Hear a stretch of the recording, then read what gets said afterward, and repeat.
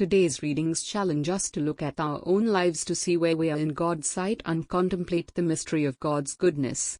Once again, we return to the story of King David, in our first reading today. Yesterday, we read about David humbly praising and thanking God for God's great kindness in blessing the Davidic dynasty. We focused on the virtuous cycle. Today we will see a vicious cycle, a cycle of vice. David is revealed as a sinner who commits two of the biggest sins, adultery and murder. One thing that strikes me is how one sin leads to another. David's lust leads to adultery. His adultery leads to lies. His lies lead to perversion of power. His perversion of power leads to murder. And yet, that is true in our own life of sin.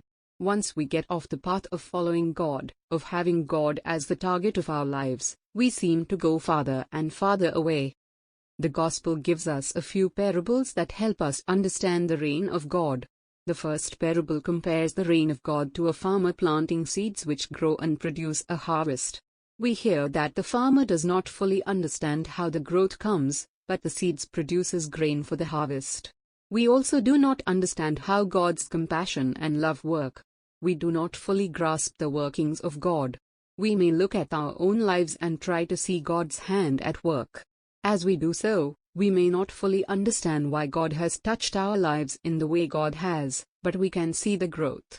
We may have not fully arrived at the point of God's harvest yet. As long as we walk this earth, we are still a work in progress. God's graciousness, however, can be seen as we look at where we have been, where we are now, and where we are headed. It does not mean that there will not be times when we fail to grow, when we miss the mark, that we sin, but the reign of God in our lives will give us growth, if we but allow God to work in our lives. The second parable is the image of the mustard seed giving growth to a shrub which gives a place for the birds to nest. God has planted the seed within us and He can produce mighty growth from the small seed which has been planted.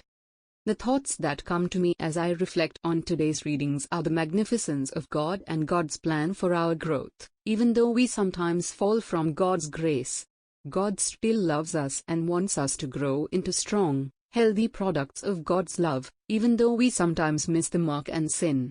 It is mind-blowing to think of God's compassion and mercy, which can accept a sinner's cry for forgiveness and give new growth and life to a person who was willing to destroy the life he or she had with God, the relationship with God.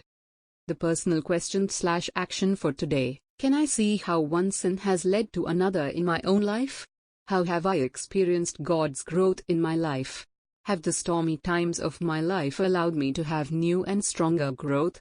What can I do to help others as they experience trying times in their lives? May you continue to allow God to produce growth in your life and the lives of others.